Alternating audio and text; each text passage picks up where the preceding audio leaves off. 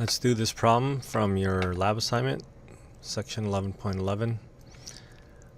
We want to find the Taylor polynomial T3 for the function at a given number and then graph. So we have 1 over x, and then we want it at a equals 5.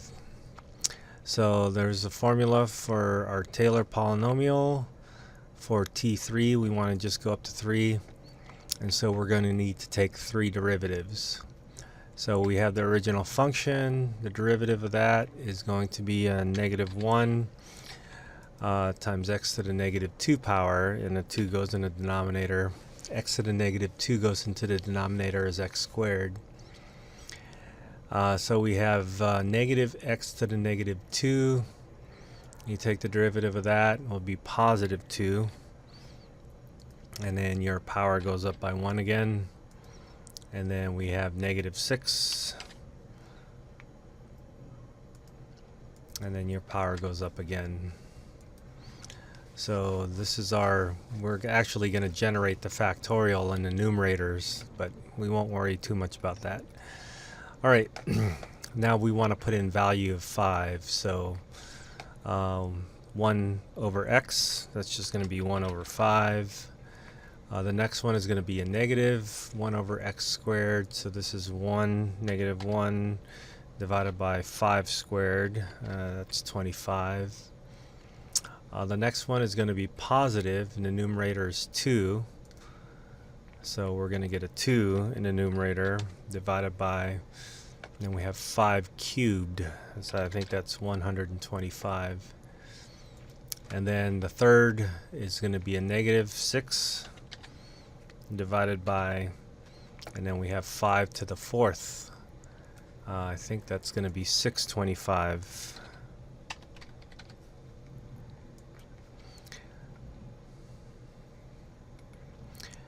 Alright, so we have those values, so therefore this must be equal to 1/5. We have the next one is going to be a -1 divided by 25. And then we have x minus 5 to the first power. The next term is positive 2 divided by 125. And then we have x minus 5. And this is going to be squared. This is our quadratic term. And then our cubic is going to be 6 divided by 625. And then we have x minus 5 raised to the third power.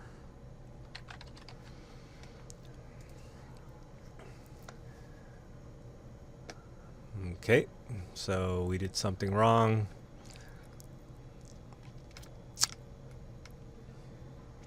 We have f of a, that's 1/5, -1 over, oh, we have to divide this by 2 factorial. So if we divide this by 2 factorial, this is just going to be a 1. Sorry about that. Let me see if I can make this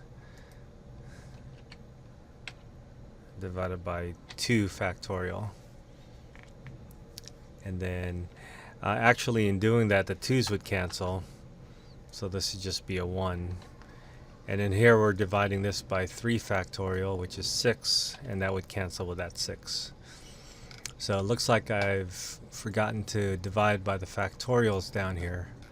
So let's check this now. Okay, that looks better. Now we want to graph this. Now the thing to look at here is that this is a cubic function, and it's supposed to be very close to the graph at 5 when x is equal to 5. So this first choice looks like it veers off a little bit, so I don't think this would be a good choice. The second choice is a parabola or some U-looking thing. That doesn't look like a good choice either. Same with this. The f function, actually the f function looks like it might not be correct. So the closest one that might look like it is this last one. But don't be afraid to graph it. Let's go ahead and graph it. Here's my y is equal to 1 over x graph. I graph just the first linear, the two terms, the first two terms, which gives me a linear function. And if you look closely enough, this actually is a tangent line. Our linear term is a tangent line. So if we go on and add to this, I think the next term was 1 over 125 positive.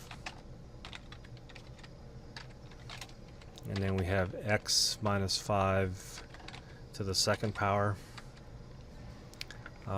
It's hard to see, but this is actually a tangent parabola. Let's zoom out sufficiently enough, and here's our parabola that's tangent to the graph right at 5 here. And so let's go on and add the cubic term here. Uh-oh. Let's go ahead and add the cubic term. So the cubic term was a negative 1 over 625, and then x minus 5 raised to the third power. So all along here you can see the convergence go wider and wider. And again, if we zoom out, it looks like a cubic polynomial. And if you zoom in, it looks like it's attached to the graph right at 5, and then attaching further out. Okay, so I think our our solution is this one over here.